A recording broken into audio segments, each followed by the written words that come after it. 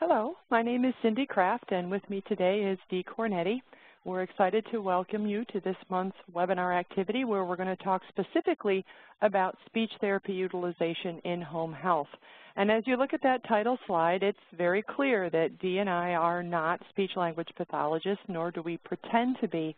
But we have learned many things as we've traveled around and really tried to better understand how agencies view their speech pathology services and really having some concerns about are they being used to their fullest potential and to the best possible outcomes for our patients. So I think it's going to be an interesting discussion today, and specifically we chose it for the month of May because it is Speech-Language Pathology Month. So to our speech-language pathologists, happy month to you.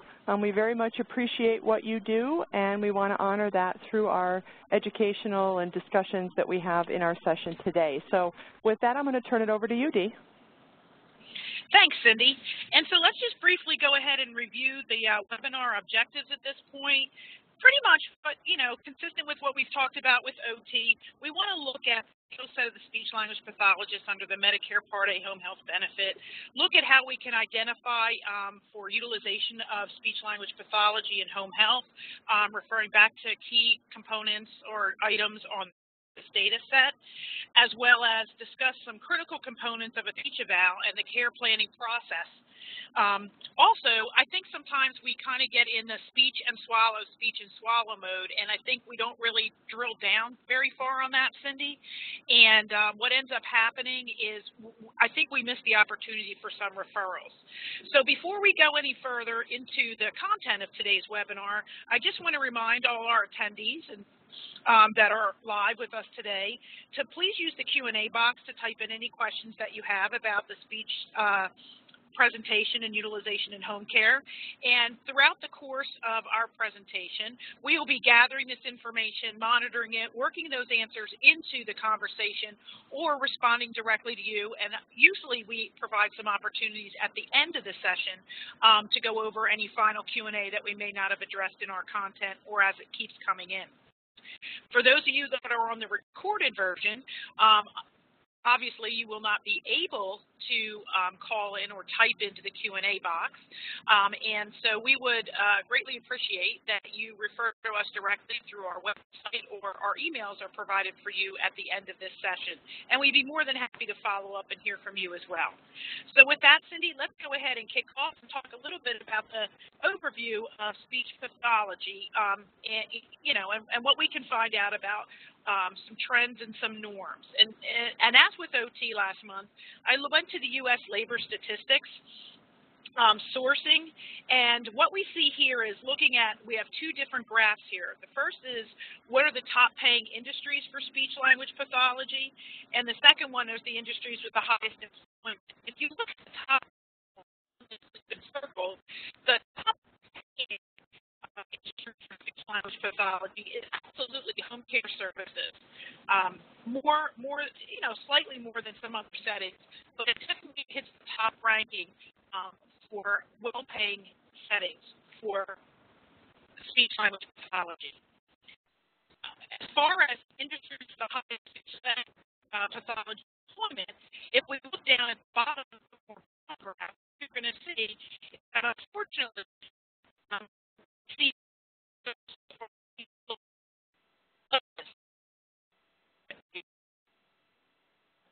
Dee, this is Cindy.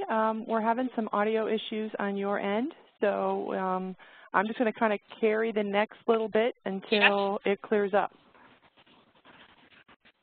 because it's kind of coming in and out, and I think our folks would be confused about.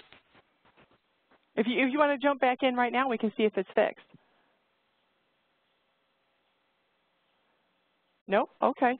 I'll just pick it up from here. I think, just looking at the slide, though, it's interesting to see that kind of a mix that puts home care services at the top paying setting for speech, but the lowest with respect to utilization.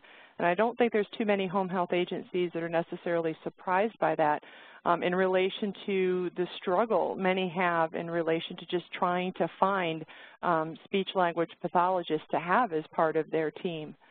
It's interesting to look at employment by state information like we did with occupational therapy last month and kind of look at where some of the higher concentrations are. And it would be interesting kind of if we could take this one and the OT and the PT, kind of lay them all over and say, wow, where's that magical state where all three actually have good concentrations? But it just helps to illustrate that for some of you, you know very well that your recruitment issues for speech-language pathologists have been significantly different than maybe agencies in other states. The interesting thing about that, though, is it very greatly influences our utilization patterns. It's kind of the, if you build it, they will come. And so it creates some interesting data when you look at utilization of speech that it seems in some parts that have these higher concentrations tend to also have higher utilization in home health, while other parts that don't have them or have very little access have lower utilization. And so it's really raised some questions with respect to appropriate utilization of how should we be using this service, because it seems very much tied to their availability in the home health setting, even more so. We feel it with PT and OT, but it seems to be the one where we encounter it the most often. When we look at our utilization patterns specifically in home health, that it's, you know, it's one of those things where by participating in meetings with CMS, that very often you'll hear therapy and physical therapy used interchangeably. That happened to me on a call just yesterday where the data kept saying those two things as if it was all one and the same, and I felt compelled to point out that there is actually three therapies. And I think the issue with CMS in our particular setting is it's extremely top-heavy to physical therapy. This graph here does not represent, you know, what we would consider appropriate utilization or any sort of best practice. It's simply looking at patterns overall. And physical therapy, again, is carrying about 75% of the total rehab volume. And the remaining 25% gets shared in much of the data between OT and SLP, which I think we all feel pretty confident in saying the majority of that probably is occupational therapy, leaving a little bit of a sliver for speech. That's where we have to really try to work to better understand how do we really approach utilization as opposed to building staffing patterns that perpetuate current utilization. It's kind of almost we've learned to live without this service, that we take what we can get and then we really not really sure, you know, how to grow that or if we should even attempt to grow that unless we're confident that we have enough staff to actually provide it. And no one is suggesting that we would simply turn around and go, you know, hey, you know, I'm just going to start promoting my speech services when I don't really have any. But it's a challenge to look at this and say, how do we build appropriate staffing patterns going forward? Because if you look at the home health population, that whole mix of PT, OT, ST doesn't seem to make sense in terms of the patients we serve. Yes, we talked about, as Dee mentioned, you know, that tends to be kind of stuck in the speech swallow portion. But I still get concerned when, you know, the patient is able to communicate, but what are they actually communicating about? The communication is much more of a complex activity than just can they get words out. I've been out on a visit with a speech-language pathologist, and the patient looked like he was doing really well, and then she asked him a few, what seemed to me, pretty innocuous questions, and all of a sudden he wasn't making much sense anymore, and I wanted to know how she learned those magical questions, because I would have thought he was fine until she pushed these little buttons, and all of a sudden there was all kinds of other stuff coming to light. So you look at our patients beyond the issue of the speaking and swallowing, and our patients that have, you know, chronic diseases that affect their cardiac status or their pulmonary status. And you really start to say, you know, those recurrent pneumonias, those issues of how do you better, manage yourself in those situations when you have that degree of compromise. We firmly believe that there is an opportunity for speech-language pathology there, but we really aren't seeing it being utilized in that capacity. So I know for some of you today's conversation may be frustrating from a staffing standpoint, but we ask you to momentarily just put it over to the side a bit and say, okay, we're just going to suspend that for just a second, not disrespect it, but we're going to look at this and say, okay, we're going to discuss it objectively and try to figure out how we can better utilize this service. When we look at the issue here in relation to utilization coming from ASHA, the challenge we have is to kind of better understand where that broke. Now, I did not mean to do that. I do not know why I did that thing right there. I will fix that in it. There you go. Okay. Weird stuff happening today with, oh, did it again. Seriously? You guys, please don't hang up. This is one of those tech days where you go, this is just amazing. But when we look at this issue here of utilization, the top diagnosis being served by speech-language pathology, reported again in ASHA's healthcare survey findings, does appear to be the CVA population.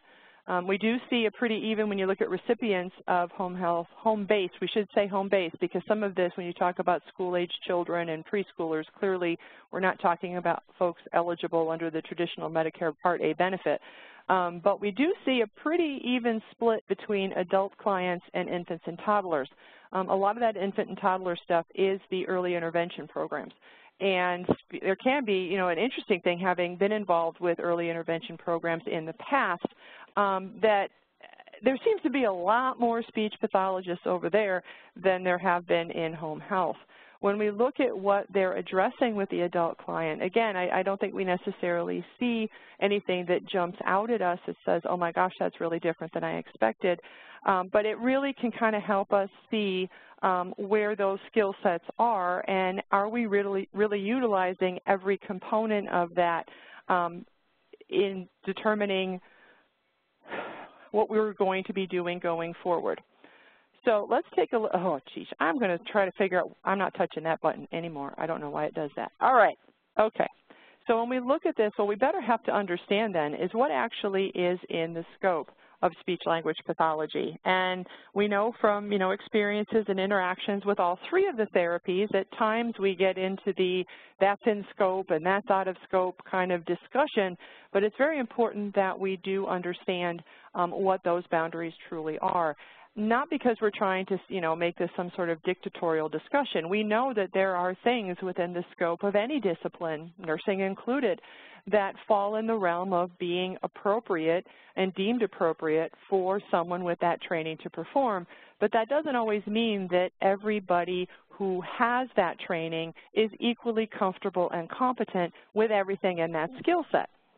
So just because we look at what's in scope and say, well, all that stuff's on the list and that means my speech pathologist should be doing all of that all the time, it's a good way to have a conversation about, what are those skill sets? What are maybe some parts of that that we're not seeing a lot of right now, but maybe with some, kind of refining the training a little bit or a little bit more education to the other disciplines about that portion of what is in the scope will help us enhance our utilization.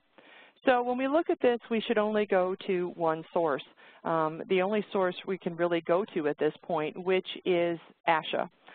We have ASHA's website listed on there, and we really need to take a look at this and say, as the professional association, and it's interesting, one fundamental difference when you look at ASHA as opposed to AOTA for occupational therapy and APTA for physical therapy is that in order to be a licensed speech-language pathologist, you also have to be a member of ASHA.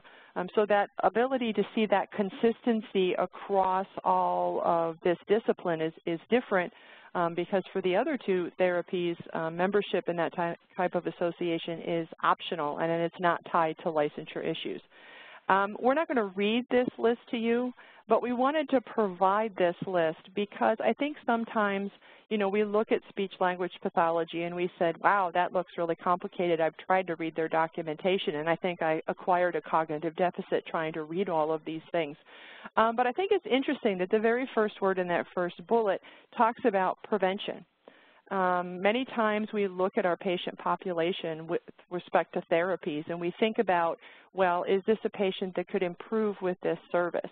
Can we put speech in there to fix this? And many times the problems identified here in terms of looking at this patient's plan of care are things that are not necessarily fixable in the traditional sense.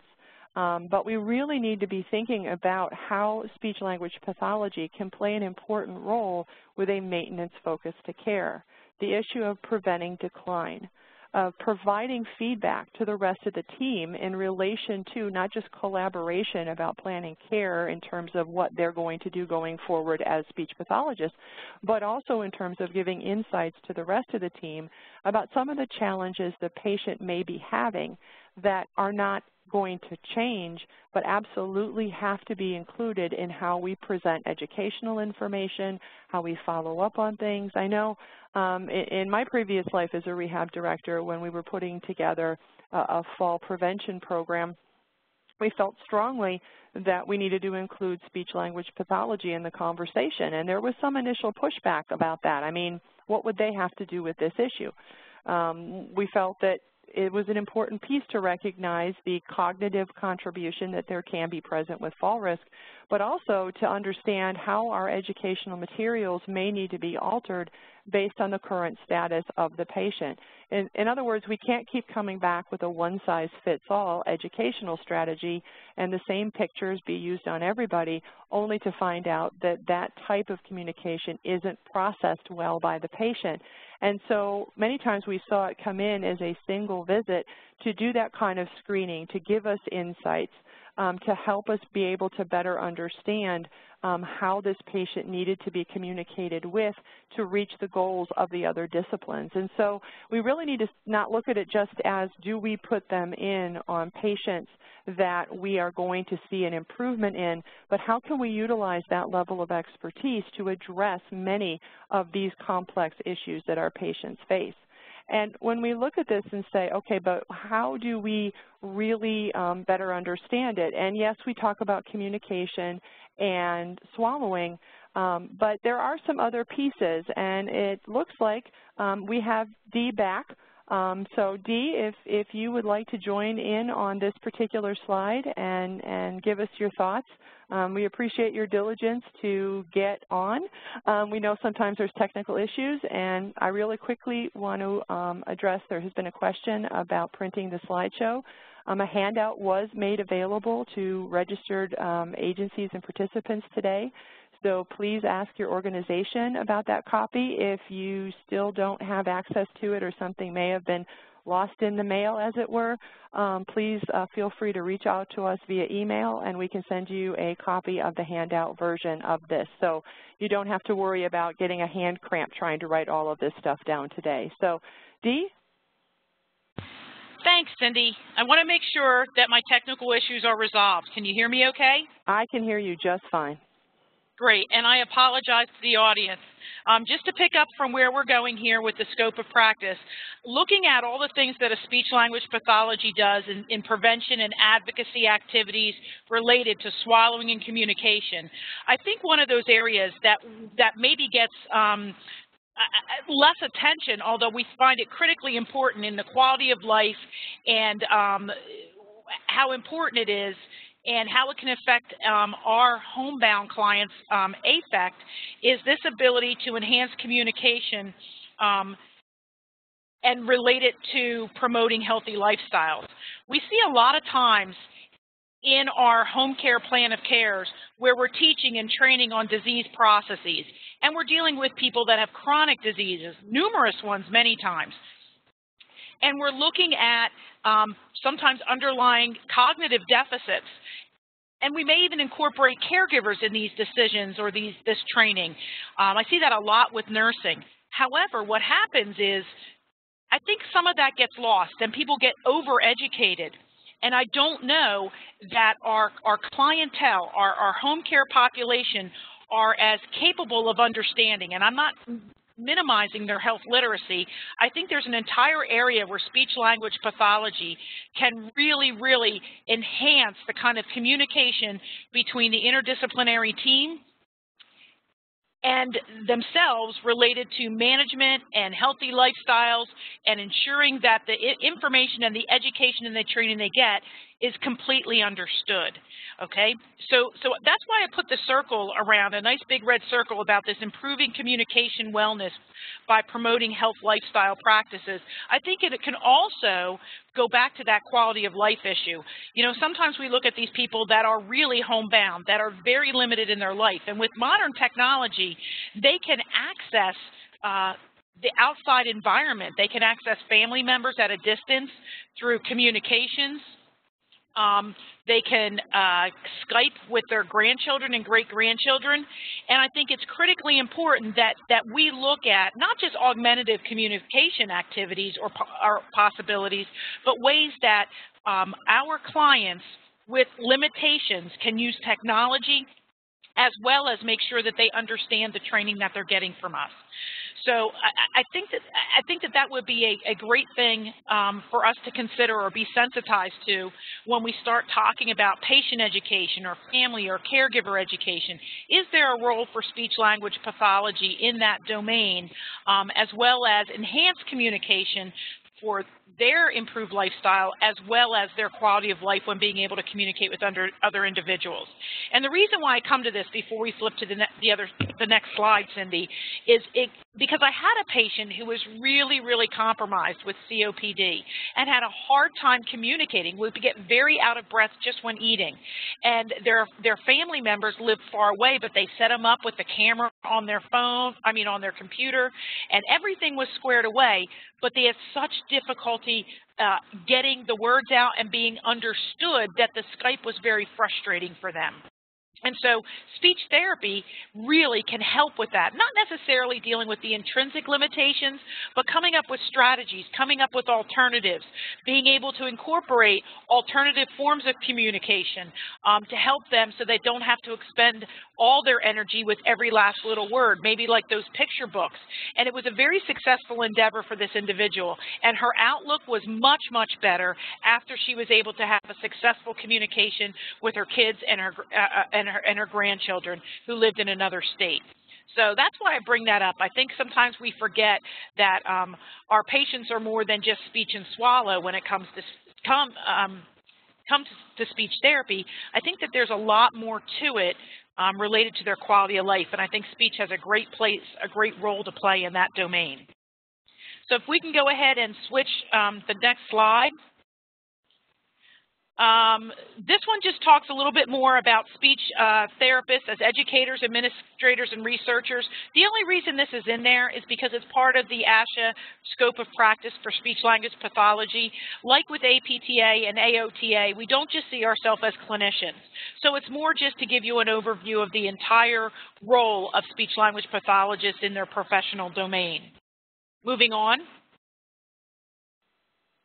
Looking at the World Health Organization's ICF model, ASHA and speech-language pathologists, along with the APTA and AOTA, have adopted this philosophy or this multi-purpose health classification system, the ICF, the International Classification and Functioning of Disability and Health, and they use it as a standard language for the description of functioning in health.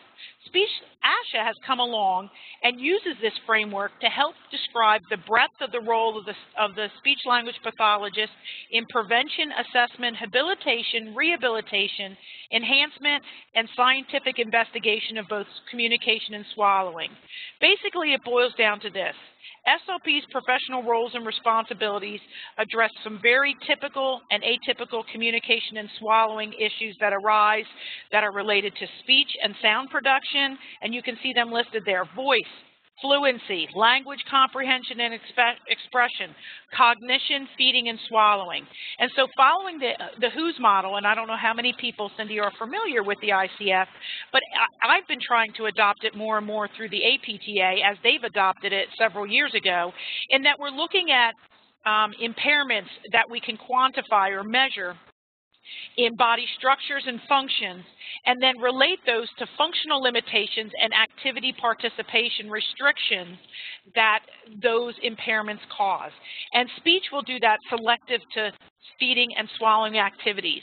to voice production, fluency. I think a big thing where sometimes gets missed is voice production with our Parkinson's patients. A lot of times there is this, not just micrographia when Parkinson's patients write, but their voice becomes very feathery light, very faint, very difficult to understand or even hear. And so I think talking about voice production and sound can be tremendously important in enhancing the quality of life and the communication for a lot of these chronic disease populations that sometimes we just don't think about. Moving forward, looking more specifically at the roles and activities of the speech-language pathologist in sound and speech production, ASHA breaks it down into articulation, apraxia, all these dysarthria, ataxia, dyskinesia, a lot of things that happen. We're going to talk about some of these in the future slides because I think that they are areas that we really see in a higher population than maybe we've thought about in the home care groups that we see, but specifically cognition. We always think about speech and swallow as far as production and the ability to not choke or aspirate. But I think we really underutilize speech-language pathology in the area of cognition. Looking at these executive functionings, attention, memory, sequencing, problem solving, that is critically important. And so we're going to go in and spend a little bit of time talking about some of these disease processes as we move forward. I believe that speech-language pathology can be triggered by certain OASIS items, and we're going to talk about that also through this presentation and when we get to the checklist. But let's go ahead and move forward and look at some specific situations related to homeboundedness, because we have to ensure that our clients are homebound before we bring the services to the home. Many people may benefit in the elderly Medicare population from speech-language pathology services, but we have to ensure that they meet the conditions of participation or the homebound condition. And so to do that, we have to make sure that two criteria are met. And so what we've done here is we've just basically cited the statute that is available in the Medicare Benefit Policy Manual related to the home health benefit. And I'm sure everybody has seen this before related to how CMS has now divided out the criteria for homeboundedness. We have to meet one of criteria 1 along with something in criteria 2, the components of criteria 2. So looking at criteria 1, typically, people can be homebound based on the illness or injury, the need for assistive devices, use of special transportation, assistance of another person to get out of their place of residence, or have a condition such that leaving their home is medically contraindicated. Typically with speech-language pathology, sometimes we scratch our head and we wonder, how would we meet that first condition for homeboundedness based on that need assistance of another person? That may not happen as much. Where does medically necessary come in for these people related to speech-language pathology diagnoses? That can be extremely challenging. So I go to the first component and I look and say, in order to leave the home or their place of residence, they require assistance of another person. Let's think of our cognitive individuals or our people that are compromised in their communication, their inability to express or be understood or understand what is being said to them. I think cognition is sometimes, when we look at considerable and taxing effort, is really something that we underplay.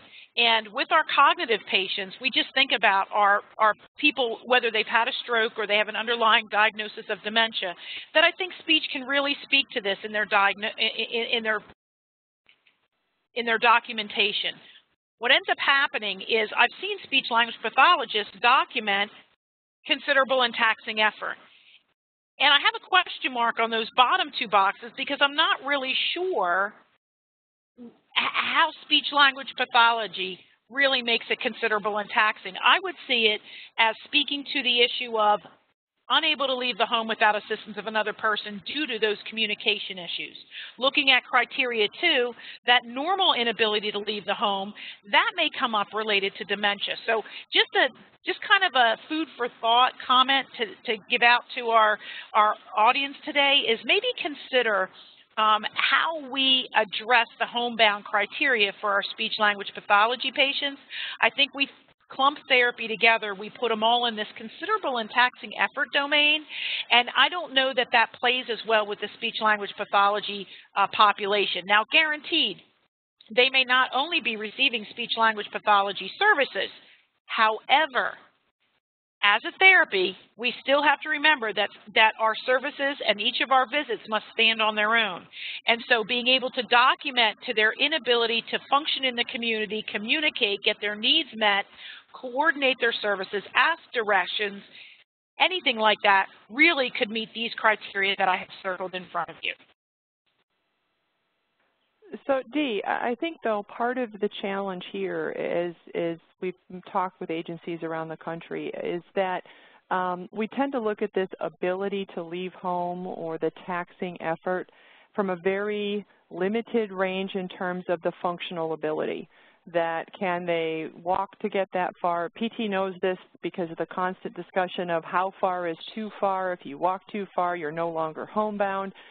So there seems to be a natural connection there. Then OT, we say, well, okay, but if you can walk that far but you can't get dressed, we do also have a problem that if the act of getting dressed or taking your medications to go out fatigues you to the point where you cannot function out in the community, we can see that connection there. I think for speech-language pathology, we have to really make the case and make sure it is clear that at times I may be able to walk a certain distance and I got my clothes on. But if I go out in the community, the distractions, the complexity of trying to use those executive functions with other people around, with noises and cars and those kinds of things, that could be what makes it into a taxing effort. So we have to really look at this and say just because the patient can walk by themselves potentially, or they're physically able to do that. The analogy I always use as a PT is just because he can walk, but thanks to his dementia, he walks out into traffic, doesn't make him an independent ambulator. Those pieces of the cognitive and behavioral components, speech can do a great job in helping to help us better understand that those things can make you homebound, even if you can move your arms and legs fairly decently and, oh yeah, I guess he could go if somebody took him.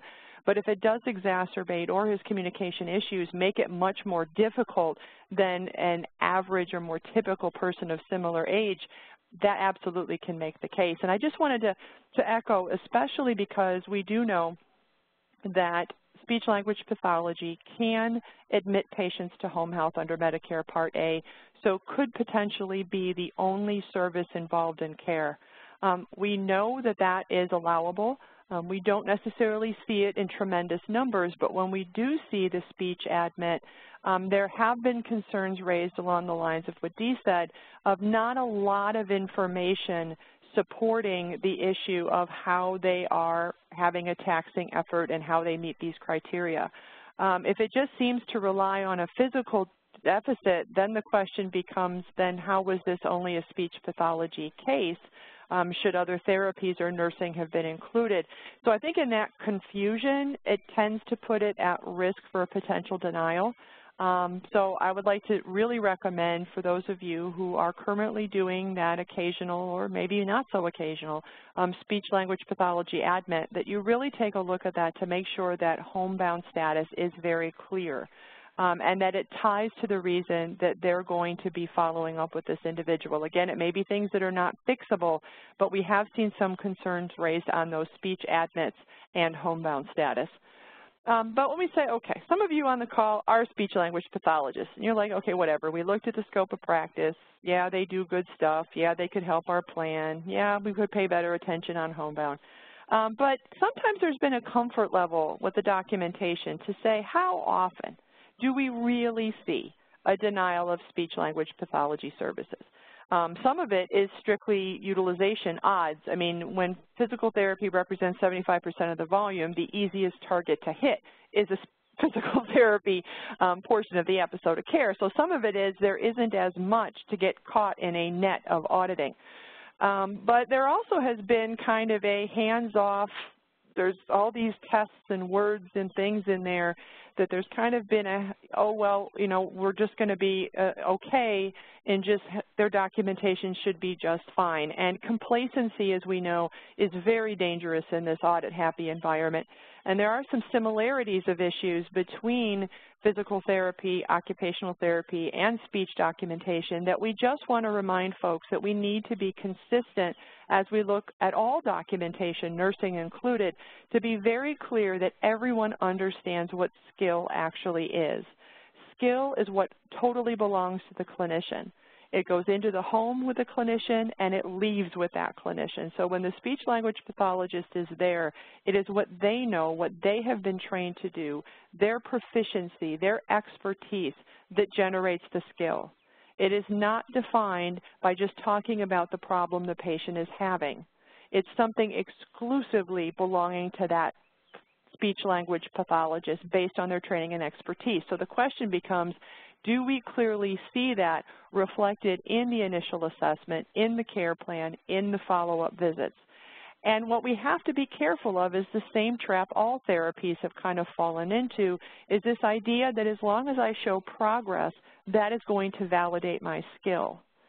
So we see an equivalent almost between some of the PT issues and the speech issues in that PT is taking a beating for this incremental gait increase in 5 feet, 10-foot increments and just feeling as though, well, that's going to show that what I do is valuable.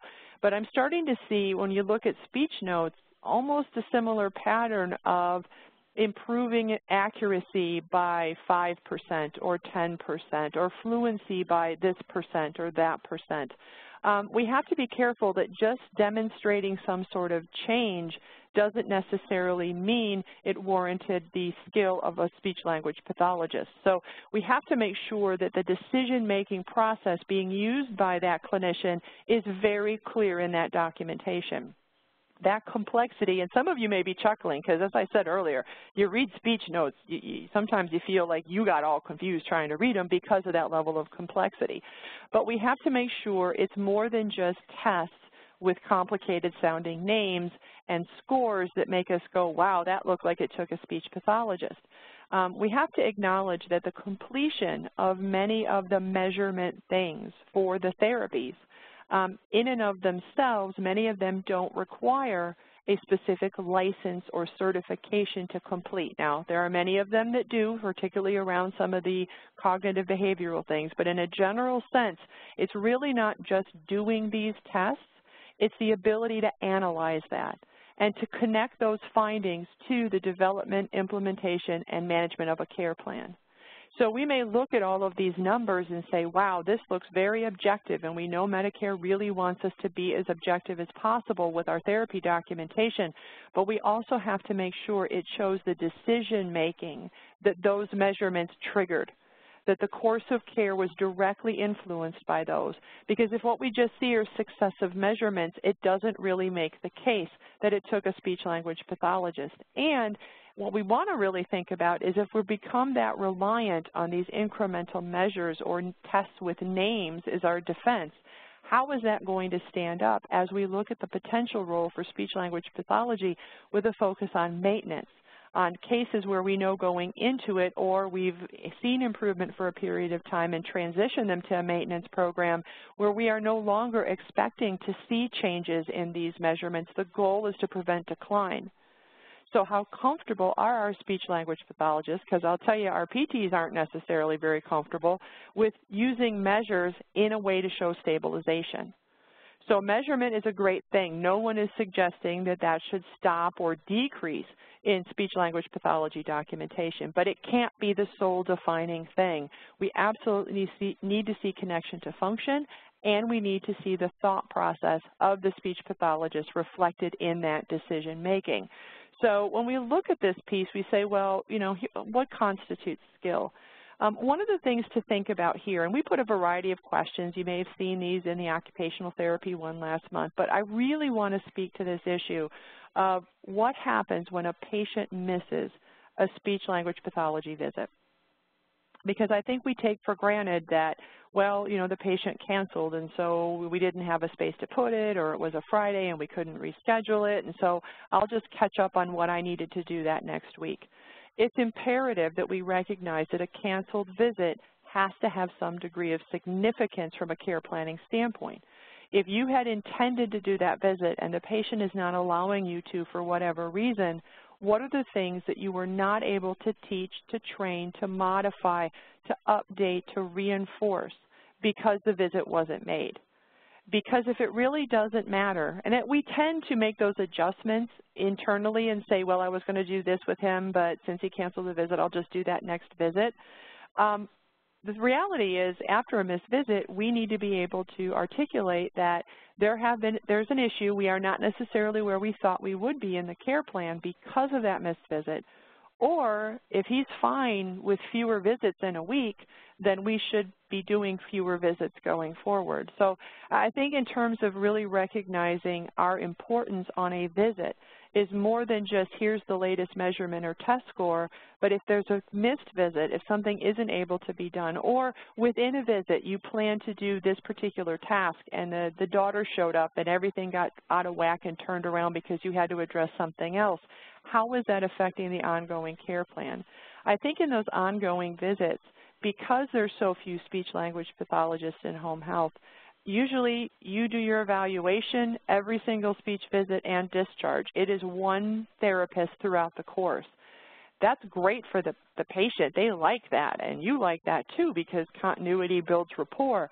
But the problem is rapport can also make us lose sight of detail with respect to articulating why you need to come back. So those opportunities where a visit is missed, we need to look at that and say, how do we reflect in our documentation that this was something that's going to affect the plan? And with respect to progress, because we do want to see our patients make progress when they're capable of doing it, we want to be very clear that progress is something that's sustainable. It's not just a change from the previous visit, because we all know our patients can have a good day and a bad day, and a measure can change to the positive or look worse depending on how that goes. This visit by visit, I just need to show a change, is a dangerous spot when we're really trying to deal with the issue of progress with speech-language pathology services. Yes, we want it to be measurable, but it needs to be consistent and reproducible. Just because he was able to do that today, are you confident that he's going to be able to continue to do it at that level going forward? So we wanted to put some examples, and this is not questioning the skill of the speech-language pathologist providing the services, but what actually is showing up in the documentation. All three therapies have an intense loyalty and love affair, apparently, with our individual exercise programs. Whatever we're focusing on, we provide that because we know the patient and their caregiver need to do this homework in order to see the impact of the care plan. What we have to be very careful of is when we document that the patient is able to do these oral motor exercises daily with his daughter, and then the note appears that the speech pathologist did the same things with him on a visit. If he can do those things with his daughter, with someone who's not a speech-language pathologist, then that should not be getting done on a speech visit. The things we need to focus on are the things that require your skills and expertise. So when we're openly saying that they're doing this without us, then we are not obligated, regulated, or compelled to put it on a visit to go over it again if we don't need to. If we do need to go over it again, then we need to be able to articulate why, because in the absence of detail, it looks like he does these every day, you're not there, so why are you there to go over this again? The management of household activities, the taking of these higher level cognitive skills into routine activities. Well, okay, what would be? Well, I used to see more documentation from speech-language pathologists talking about balancing checkbooks, dealing with scheduling appointments. I have to tell you, unless I'm getting all the wrong charts, I very rarely see that anymore. I think the discussion from Medicare about tests and measures has many of you pushing the test and measure component, but not tying it to that functionality. To be able to say that, yes, my skill set helps me analyze why you're having problems scheduling appointments. But based on that analysis, I'm going to teach you things or show you things you did not know or wouldn't get any other way. But the whole point is to improve these specific activities of daily living, the IADLs, and why it took a speech path to do it. Again, just providing cueing or supervision, that in and of itself implies someone other than a therapist could do it. If I'm just reminding you, well, someone else could remind you. Well, but they live alone. But if it doesn't take your unique skill set, the implications of just repeating or cueing, even if we give the number of cues, do we say what they're for and why it took your skills to identify that, leaves us open for denial to say someone else could have done those things. And although we know speech pathology is very much tied to swallowing activities, what specifically is that? Are we seeing not just that it's being measured or quantified or exercises are in place, but do we see that next step of looking at how the utilization, as an example, of thickener is actually going on? Again, used to see that much more consistently in documentation from speech pathology. Now, not so much, and it is an integral part of showing how that needs to be done correctly. I think it's something that's almost kind of become the equivalent of adjusting a walker for PT. We do it, we don't think it's that big of a deal because this is what I got to do and it's just part of it, and so I just do it. It didn't really feel that complicated. It's second nature to me. Well, it's second nature to you based on your skill, training, and expertise. So this discussion about the use of things such as thickener, which may just kind of automatically come flowing out of the speech pathologist based on years of experience and expertise, can be a very complicated activity for the patient and their caregiver. So recognizing the complexity involved, because again, if it's simply just, here's the paper and I'm reminding you, or perceived that that's all we're doing, that's how we end up in trouble with the question of it being skilled services. Reasonable and necessary tends to feel a little less defined in a way, but the issue of reasonable has to do with the amount of therapy, that it's not considered excessive or extreme. I would also argue that it's not under-provided either. This is where, especially in an environment, as we've said, where utilization is on the low end and staffing plays a part in that, when I see a record where the patient has speech, which again is not the majority of cases, but then has speech pathology for 6 consecutive cert periods, you do kind of go into it going, who on earth needed speech for a year? Those are those things about reasonable. There's not an automatic cutoff. There doesn't say there needs to be a minimal or maximum, but this is where ASHA can be very helpful in helping us not only look at just numbers of visits, but what are we focusing on? Does it make sense in certain patient populations that this is our course of care? Because bottom line, we always have to be able to address the issue of necessity. Can we defend that it absolutely took the skills of a qualified speech-language pathologist for this to happen the way it did? Were you absolutely essential? And we can never make that assumption that because I put, the initials after my name, that everyone will just know they should have had speech services. That hasn't worked out too well. So again, we see a list of questions because different questions resonate differently with every individual, but we really also have to acknowledge those things that are not amenable to change. As therapists, I believe all 3 disciplines have gotten extremely addicted to the idea of improvement, that we have to show improvement. And so we tend to focus our care planning and our documentation on things that we are working toward changing. Okay, but there are things about our patients that we identify as problems that are not going to change. We tend to fail to mention them beyond just some sort of listing of them on an initial assessment. So to the speech-language pathologist, those things about their cognitive behavioral status or a visual issue, a mobility issue, that may be something that is not going to change, but is going to affect your care plan, should be mentioned more than just once on the evaluation. How your education differs for the patient who, yes, I'm going to do oral motor exercises, but he's in a wheelchair, his posture is incredibly problematic, it's been that way for a very long time. I'm trying to modify what I have to do in the parameters of this situation, of which has parts I can't fix, absolutely takes your skill. But we tend to document as though one size fits all, that everybody's kind of able to get into the textbook positions and do these things. We mentioned at the beginning he had some sort of arthritis and dementia, but we'll just kind of, we are giving ourselves not enough credit for our need to be able to maneuver within the situations, within those components that are things about this patient we really cannot change.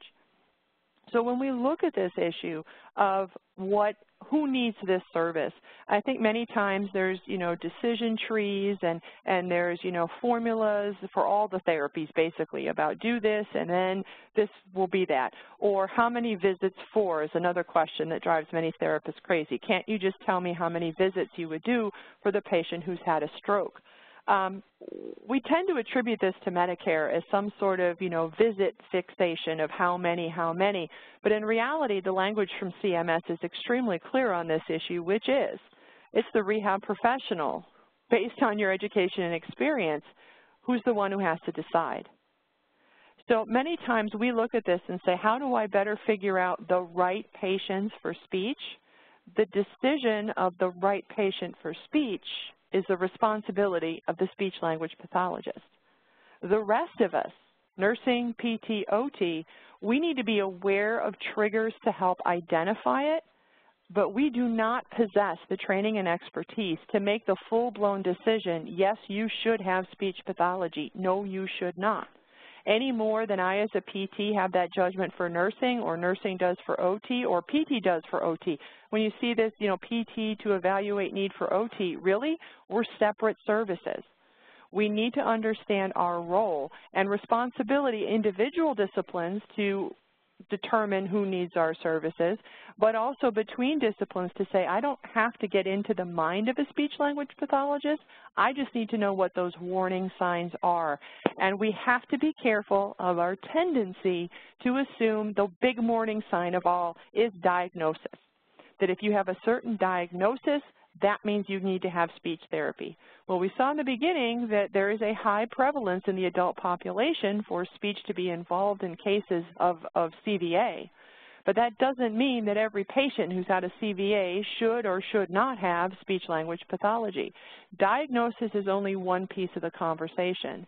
And I think this is where speech has gotten so tied to that stroke population based on swallowing issues, and we've had some venture into the cognitive stuff, but a lot of those more chronic disease type patients, those respiratory patients, are not being identified as speech potential because of their diagnosis. Well, he didn't have a stroke. Why would I order speech? Dee mentioned in Parkinson's the challenge in the progressive neurologic condition to be heard when you're trying to verbalize your needs. Well, that's not a stroke and you can't fix it. Why would I order speech? We have to stop making this a conversation about the diagnosis label. That's one piece of it, but it's not the defining factor. So when we look at, is it making sense? Is it reasonable for speech to be included? Well, something going on with the throat. They had throat cancer and had surgery, so it would make sense to, but wait, what are we in there for? Pain management. The pain can be a huge issue in affecting how they speak or swallow post-surgically. But that is not considered reasonable and necessary if all we talk about is their pain number.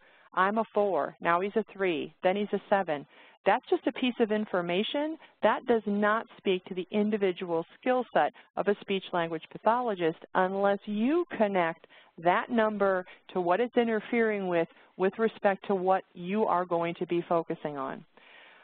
The loaded question always comes about with doing cognitive retraining in the dementia patient, because there's still a pretty high prevalence of what are you providing therapy for in the dementia patient, because what is it really going to change?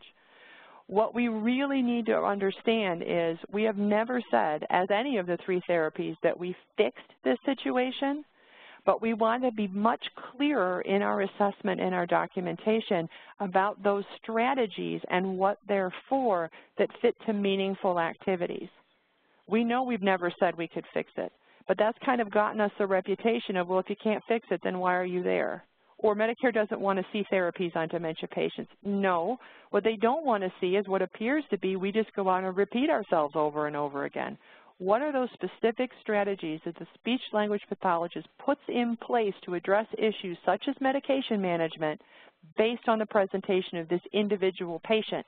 And that speech person is seeing things other people don't see and opportunities other people don't see because of that training and expertise.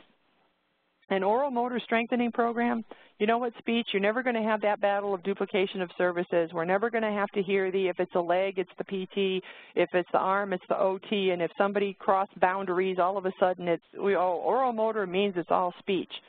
Well, okay, but in order to say you're going to use any sort of formal strengthening program, you absolutely need to make sure that there is an assessment that supports it as much as humanly possible, or tied to something very functional, such as the bolus manipulation portion.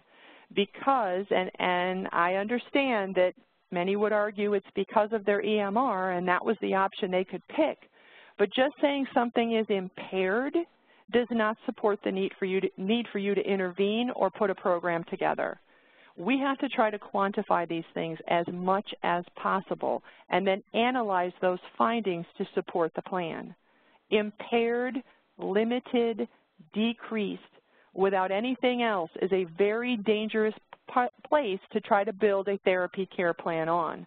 So we have to be cautious here and say, do we have that foundation? We also need to look at the coverage criteria briefly because we very often as therapists, all three therapies, gravitate toward the column on the left, that we are out there to improve or restore function. Wonderful. I agree. That's what we like to do. That's what makes us happy, feels valuable, all that good stuff. But there are two other coverage criteria that are very much accessible to speech-language pathology and home health. And condition 2 is referring to the patient where you do not expect improvement, but you are concerned about decline, and so you want to put together a program to try to prevent or slow the decline. Not just put the program together and verbalize understanding or the caregiver return demo, but monitoring for a period of time to ensure that it is an effective program. Condition 3 says if we have a patient who's extremely complicated, medically, or the plan the speech-language pathologist knows they need is very complicated, then we can provide speech-language pathology to perform that maintenance program. But again, we have to be very clear to show that it took that skill set to do that. And it can't be because the daughter didn't want to or because they live alone. It has to speak to that level of complexity. So we wanted to share just a few examples to kind of visualize the type of patient, although I'm pretty sure everybody can come up with their own version of restorative, some variation of a patient who's had an issue with dysphagia and expressive aphasia, and it's a recent CVA, so we would expect improvement. And, yep, there'd be a speech order probably coming with them on the intake. But let's look at an example for condition 2. We have a dementia patient who's increasing this repetitive behaviors that's interfering with daily function. Well, if this keeps increasing, then this could have a negative impact on their ability to complete the task they still can complete. We don't go into that saying, well, speech is going to cure the dementia or speech is going to return him to a prior level of function. But if we don't do something, this could escalate and cause a progression of the disease that should not be going in that direction. So it would make sense to have the speech pathologist create a program for this specific patient situation that someone else could carry out to ensure that this does not escalate, that this is able to be redirected to maintain this patient's quality of life. And when you look over at condition 3, when we're talking about a patient where the program that the speech pathologist would develop is something they don't want a non-speech path to touch, when you start talking about these patients with recurrent pneumonia, they're having trouble speaking, they're getting breathless, all kinds of stuff could be going on. The idea that you just walk in, make a program, and say, well, you can do this, yeah, maybe not, especially initially.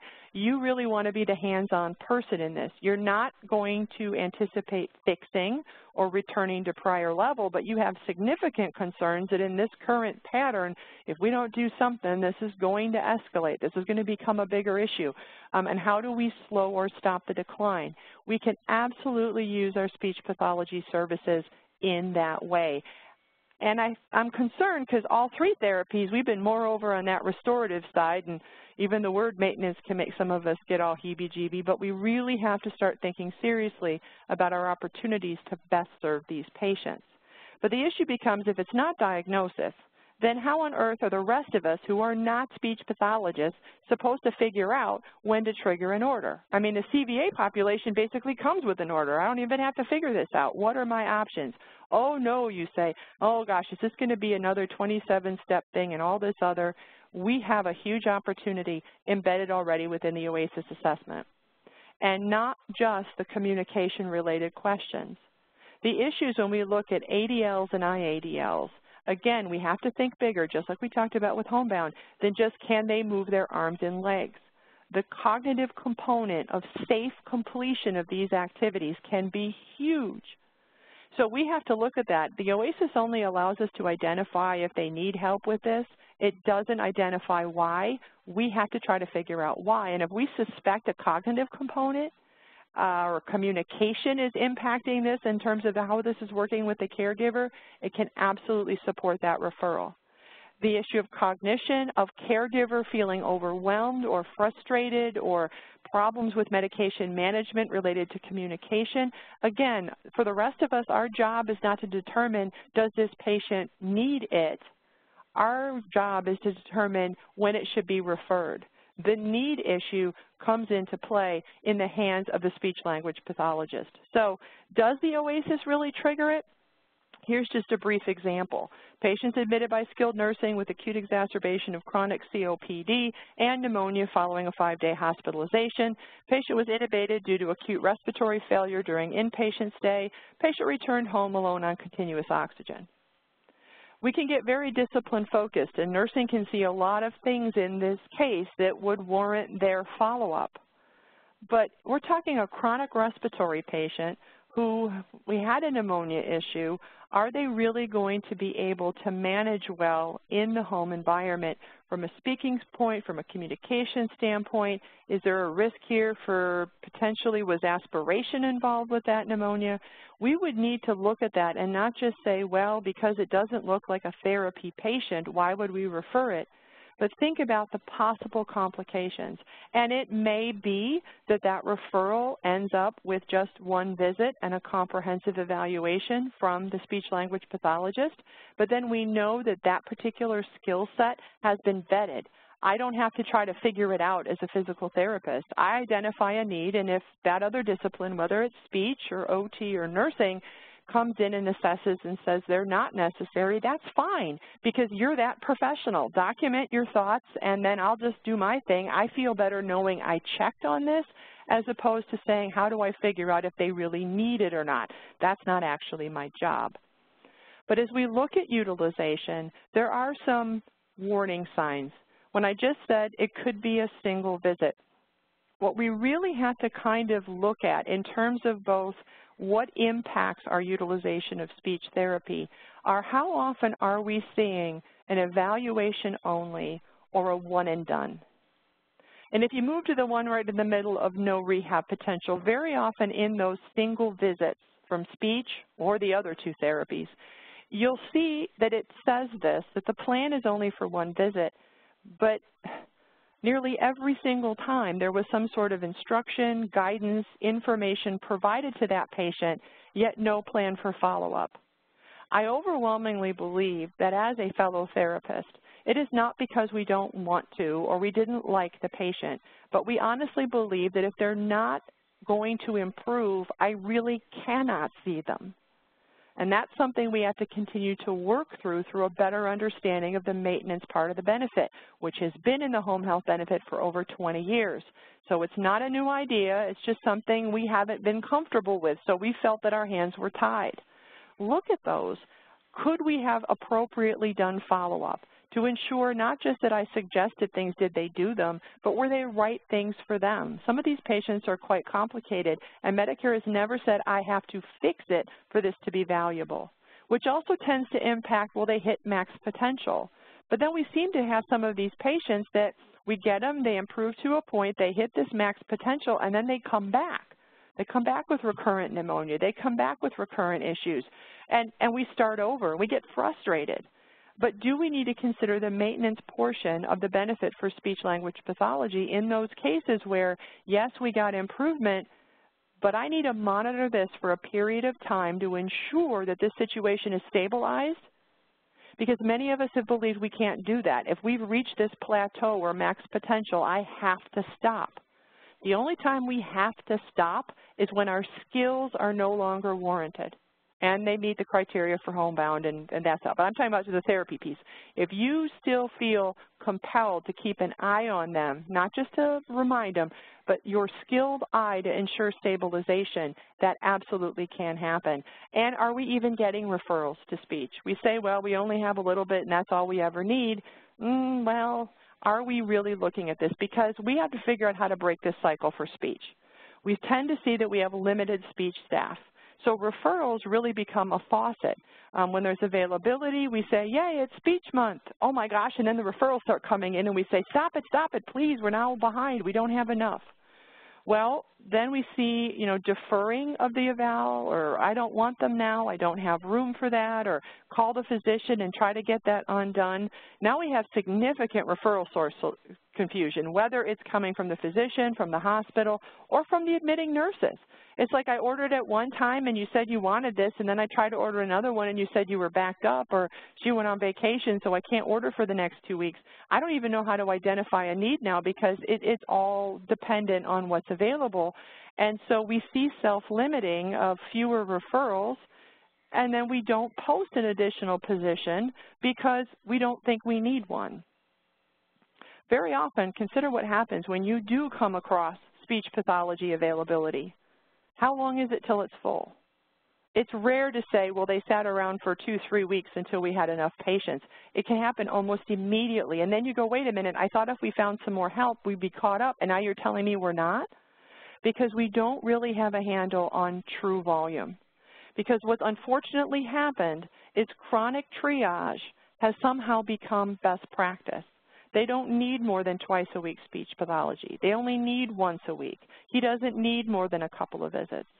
As speech pathologists, we absolutely need you to help us better understand what our patients would benefit from speech if it wasn't going through the filter of availability. How many more of those patients would you have kept a little bit longer and didn't discharge them to try to make room for the next patient?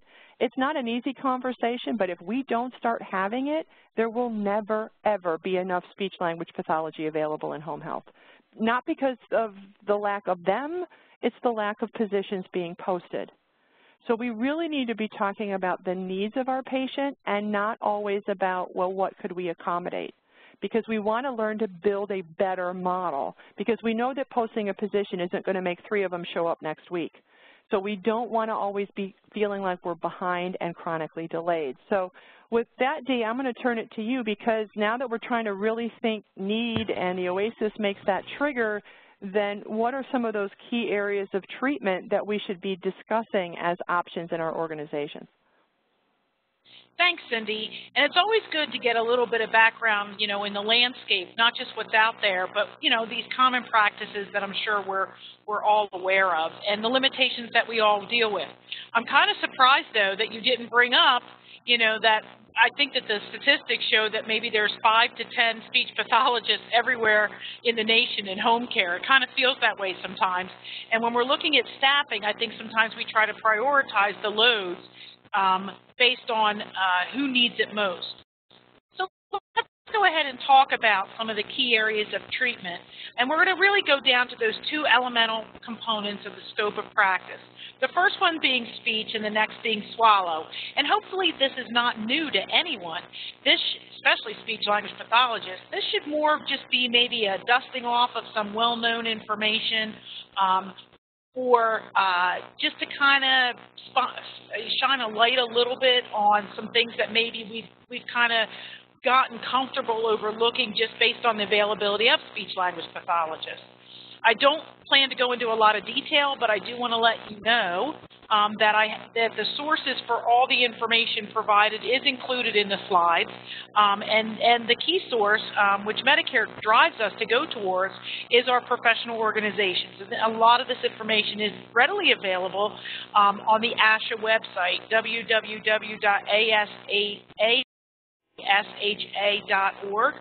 And so you can go and you can get a lot of these resources to help increase maybe or facilitate improved awareness of how critical and how integral the speech-language pathologist services can be and should be on the home care interdisciplinary team. So let's go ahead and look a little bit at aphasia. We're going to kind of knock out the speech component of this pretty quick. I think this is where we're most comfortable. Aphasia most oftenly is caused by a right CVA. It can also be caused by other central nervous system illnesses and injuries such as brain tumors, TBIs, and progressive neurological diseases. I've seen a fair amount of speech-language pathology done with ALS patients, pseudobulbar palsy, things that kind of jump out to us from a diagnosis point of view.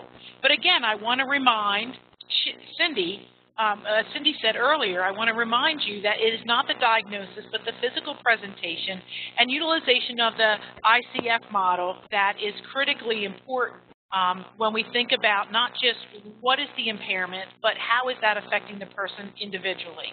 Looking at aphasia, as we know the definition of it, we can have difficulties in speaking, listening, reading, writing. It is not an intellectually compromising condition. It may also be associated with dysarthria, which is difficulty in the production of speech, apraxia, which we'll talk about in a minute, and may also include dysphagia, especially when we're dealing with CVA patients.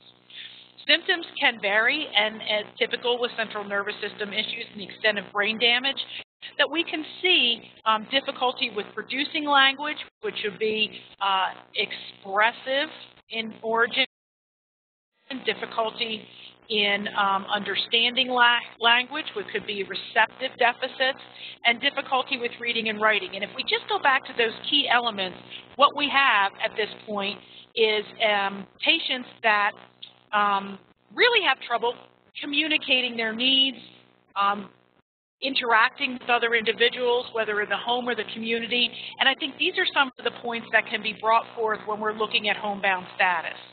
So looking at some assessment and tips related to aphasia, first of all, the best place to go is ASHA for their assessments. There's numerous ones depending upon whether we're dealing with adults or children. But the Western Aphasia Battery is a great resource that speech-language pathologists can pull out those elements related to auditory comprehension, verbal expression, reading and writing, that functional communication. Can they get their point across? When they get locked up, if you will, or frustrated verbally, can they still communicate their needs? That could be critically important. I think that when we're talking about testing, though, Cindy, and I know the focus is on objective testing, I've always said when I grow up, I would like to document like a speech-language pathologist. They're always very measurable. What I've seen lately in some of the records that we've had the opportunity to review is that speech-language pathology is moving away. The clinicians are moving away from objective assessment and quantification of impairments and moving more towards this total functionality of it. We don't want to trade one for the other. We always want to have both the measurable and the meaningfulness of those impairments related to the individual in our care planning efforts. And that should hold across any discipline in the home health system.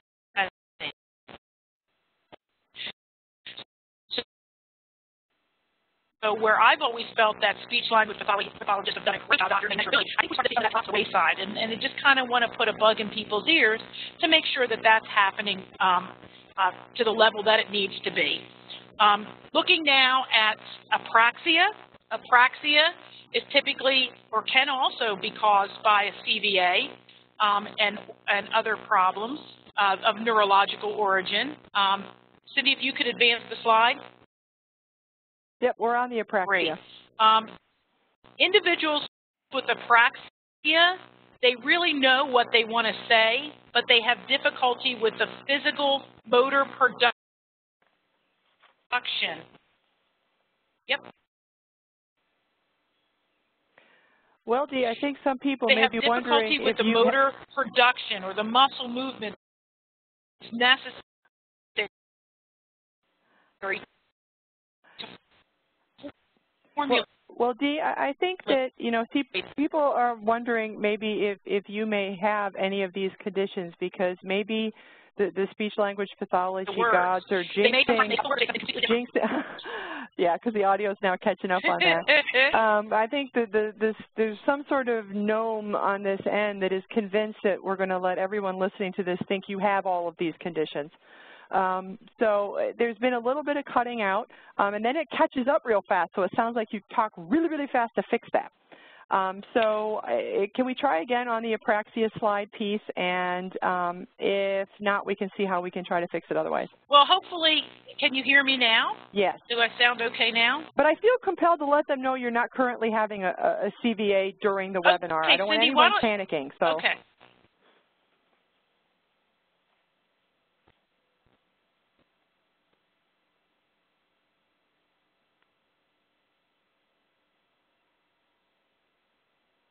Okay, I'm going to have to go hang in there. Yep. I don't know what's happening with my signal, and I am apologetic about that at this point.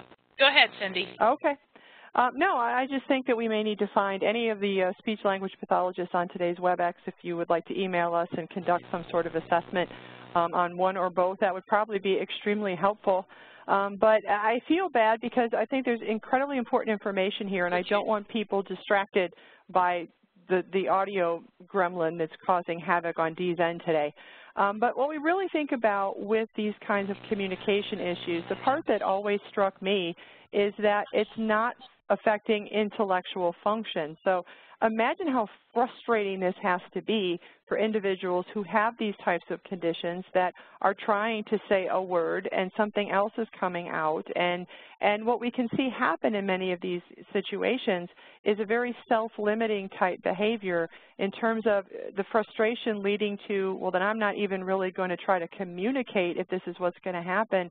And does that lead to issues of isolation? Does it lead to issues of exacerbating depression? Those kind of self-limiting factors.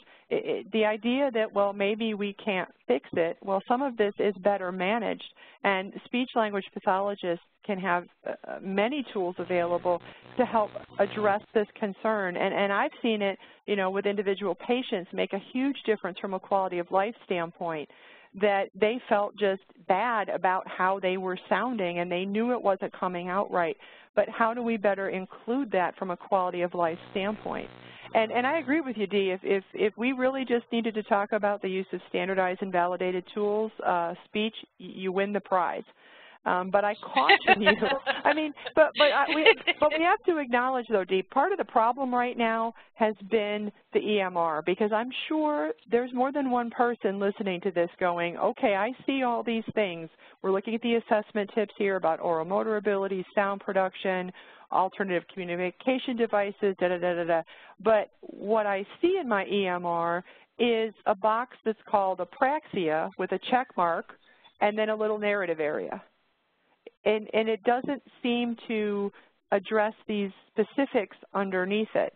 And so we've started to see a tendency of speech to kind of follow the path of PT and OT, which I strongly tell speech people, get off that path. You don't want to be on that. Just jump off it now, of shifting away from being specific about these areas to a general impaired or apraxia is present or apraxia is mild, which it seems like you're missing your own opportunity and your tremendous gift to be able to analyze this in much more detail than whether or not it's just there.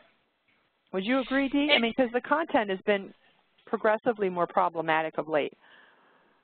Absolutely, and I think when we talk about oral capabilities, we're also looking at, when we're sound production, we're also talking about the denture situation, tooth situation for a lot of these people, and we'll get into that, as well as, are we underutilizing these referrals to augmentative and alternative communication devices? We're not talking about all the high-tech stuff that's out there, but a lot of times there's these other types of communication devices that can be incorporated with our apraxic patients. I'll know a lot of times this happens in the younger, the child's population, and there is a percentage of speech-language pathologists that work with kids in the home care setting, but ultimately, I think that we've underutilized those picture books and those other ways to communicate, even with our older population. A lot of them choose not to wear teeth, but their opportunity for communication, or their options for communication, tend to be really restricted based on the comfort of the dentures, and I don't think that we're really pulling speech in as much as we can in these situations.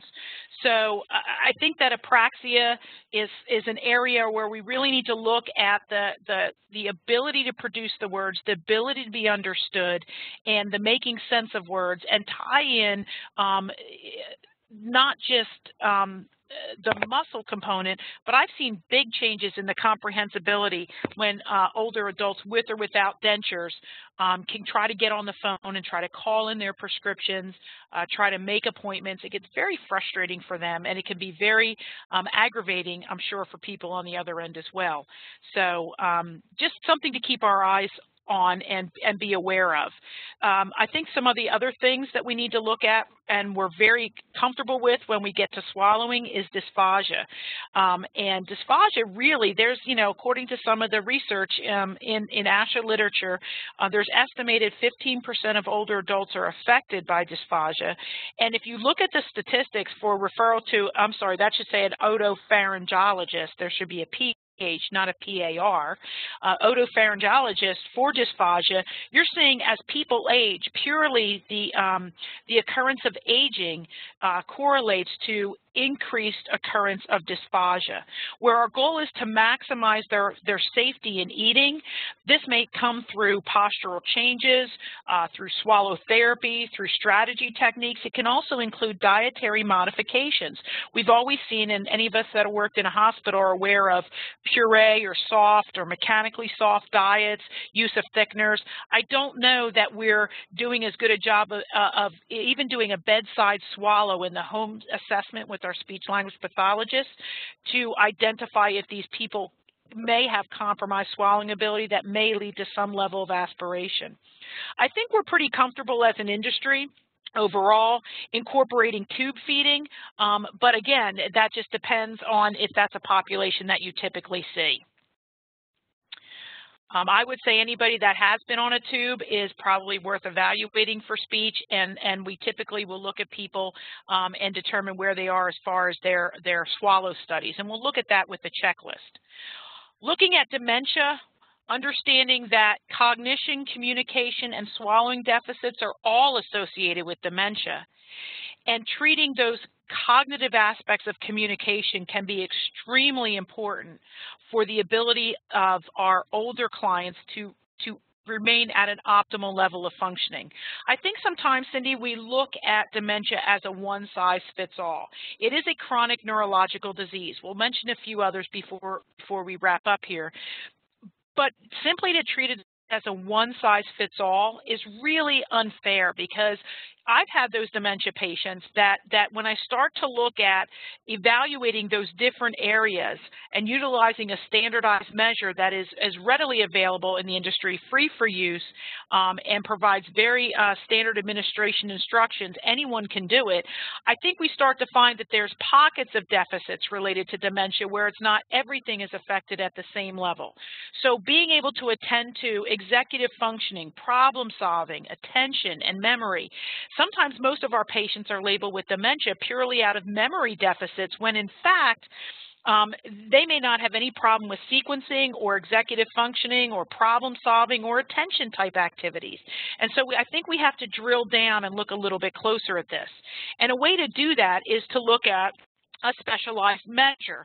And I don't know what speech-language pathologists use. I don't know that this test belongs to anyone in particular, but the Montreal Cognitive Assessment is a wonderful tool that can help individuals by looking at parts of the trail making test. You'll see that up top in the visual spatial. You'll see the clock drawing component. You'll see naming. You'll see language. You'll see abstraction. You'll see a lot of different activities that can be identified, and we can start to see where there's these pockets of deficits with our dementia patients rather than just assuming they all can't do certain things, because that is a very individualized disease process that affects people differently.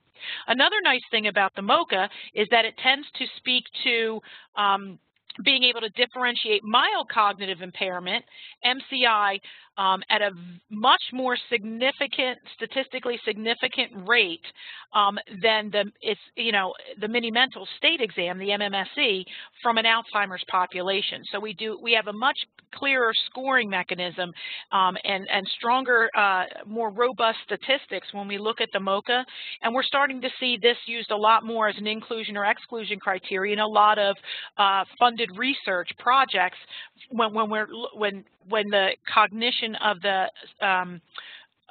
the volunteers, the sample size, has to be included. So all you have to do is search MoCA. You don't even have to go into Google Scholar. Go to MoCA. You can just search MoCA or Montreal Cognitive. You'll get all the psychometric properties. You'll be free to use it. It gives you a printed out 3- or 4-page instruction exactly what to say and how to score. I think this has been really helped not just speech pathologists, but help identify maybe the need for speech pathology, and as well as help support our choices of the cognitive items on the OASIS. So enough of my promotions of tests and measures. Let's dive just for a moment into aspiration, something that's very far out of my skill set as a physical therapist, but I want to make sure that people understand that aspiration probably happens a lot more common than we think.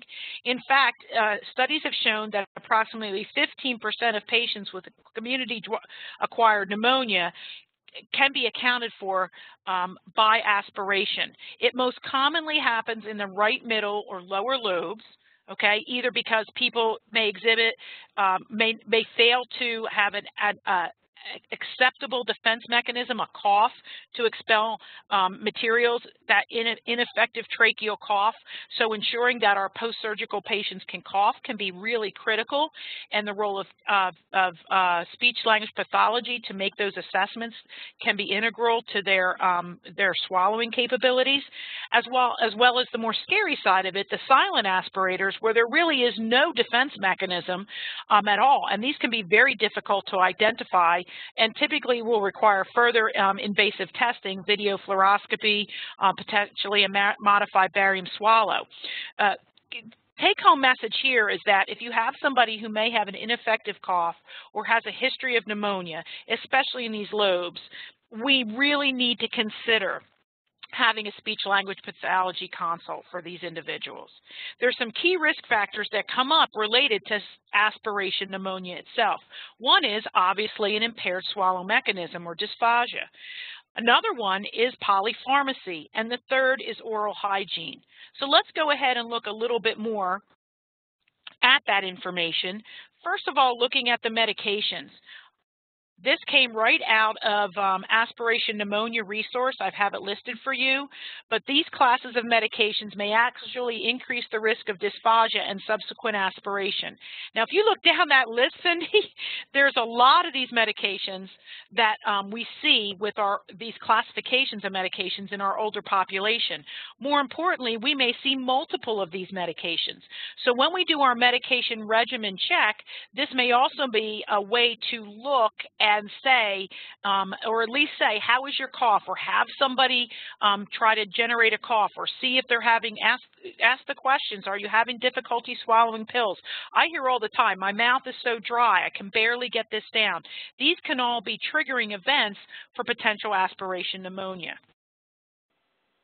Then, looking further at some other things that we can talk about with aspiration, is highly linked to nutritional problems. And we know that nutrition is integral to the immune system, but we find that there is a level of malnourishment related to patients with aspiration pneumonia. We can look at some lab findings, prealbumin levels, That's a protein status indicator. We run labs a lot. If we have real concerns about the weights of our patient, the nutrition level, looking at these levels may also have some play in whether or not they're aspirating, or may be a consequence of these people with swallowing difficulties. Chest x-rays that show infiltrates may be reflective and an early sign of aspiration pneumonia. So really looking at all these labs and these reports can be critical.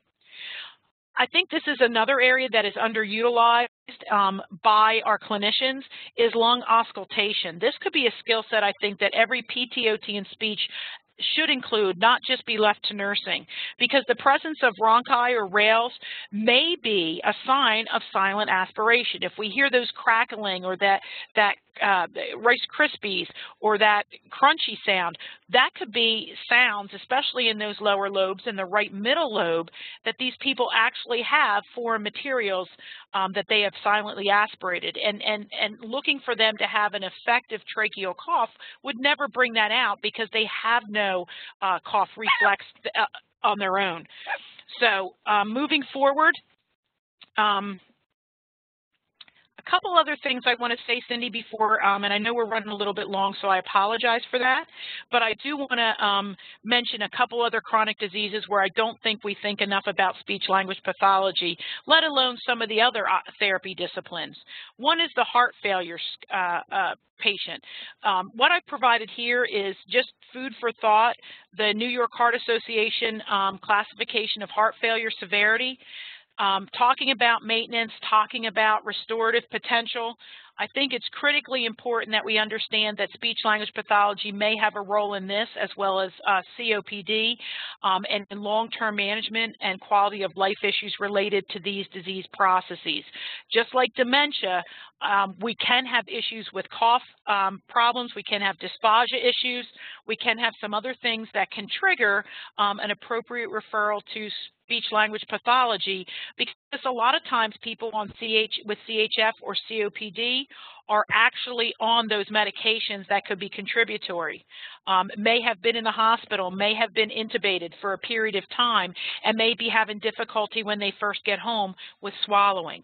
So looking at the next scale, the gold scale for spirometric COPD, criteria for COPD severity. Again, these are classified, determined by physicians and specialists.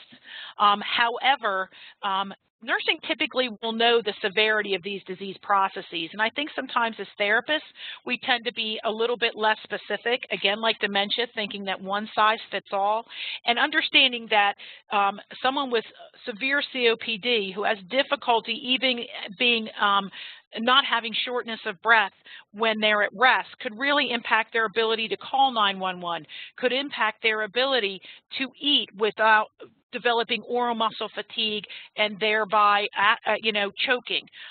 Could impact their ability, as I started the conversation today with my in and out cell signal, communicating with their loved ones and impact their quality of life. So I think we have to open our perspective, realizing that we may not know exactly what a speech-language pathologist will do and exactly all the components of their skill set, but there's great opportunities for us to look and say, is there difficulties with speech, with swallowing, with cognition and understanding, where we can pull these specialists in and we can better serve our patients in an interdisciplinary fashion, which may in the long run, when you're looking at pneumonia and aspiration, Cindy, help really prevent rehospitalizations, which is one of the key things that we're charged with as a home health agency under the Medicare Part A home health benefit. So at this point, I think what we're going to do is go ahead and talk about the speech referral checklist, your tool for this month. And Cindy, I'm going to turn it over to you momentarily so you can kind of run through it a little bit. And I hopefully this will look like just basically a summary of some of the things we tried to pull out and shine a light on in today's discussion with you to maybe increase that awareness of all the things that a speech-language pathology can do to help our patients in home care. And Dee, what I like about this is it is a summary, but it also fits the theme that we are firm believers in, that it's not a tool that says you should have ongoing speech-language pathology services, but it's to help non-speech pathologists be aware of those areas to the point of saying, well, if I'm seeing issues here, I'd like to get this professional opinion on board in relation to, is this something that could be improved? Is this something that could be better managed?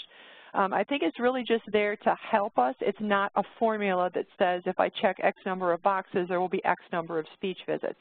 Now, for those of you who say, I don't want this thing anywhere near my organization because I only have one speech pathologist that I share with 10 other places, it can be a very important tool to utilize with the non-speech therapist, with your nurses, with your PTs, with your OTs, as an exercise to say, okay, how many patients do you have, or for the next few weeks do we take on service, where following this thought process, you would refer to speech? Not that they're going to, and I'm not saying we're hiding it or doing something, but as a leader to better understand the potential is a huge part of making sure we're properly staffed, because there are issues being identified on a daily basis that I believe we're not sure what to do with. We haven't really connected it to speech, or we've thought, well, they're really busy. Is this the right kind of patient? We need to figure out a more objective way to quantify what the need for this service truly is and be able to utilize their expertise to its full potential. The one thing that always sticks out to me is the patient who's complaining of their pill getting stuck in their throat consistently. Now, we've all had that happen occasionally. You know, you took it, you sucked it down wrong, cough, cough, cough. But those patients that are chronically talking about it feels like it's still there. You don't have to have a CVA diagnosis to warrant the consult of a speech pathologist to at least eliminate that this is something that could be a significantly bigger problem than just, oh, it got a little bit stuck. And I know we're against time, Dee, but I cannot pass up the time I actually had the opportunity to sit with a modified barium swallow on a patient who was a silent aspirator. And Dee did a great job of describing it. Many of us know that term, are familiar with that term, but watching it happen on a modified barium swallow was like a mini version of a horror movie. This individual was putting liquids in his mouth, and it was going straight into his lung, and there was no reaction whatsoever.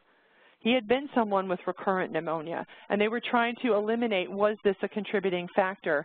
And you see the thing about, well, they don't have a cough response. Okay, but to actually see somebody have something go into their lung and have no response was a startling reality check about silent aspiration.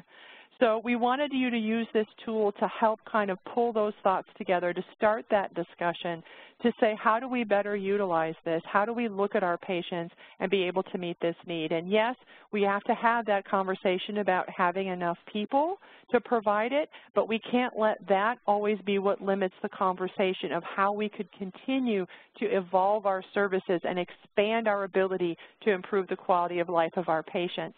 Now, we know and we appreciate that all of you have hung in through the audio gremlin, through the static thingy, through the flip-floppy of the slides. I'm telling you, somebody was out to get us on this webinar, but you all hang in there the whole time, and I very much appreciate that.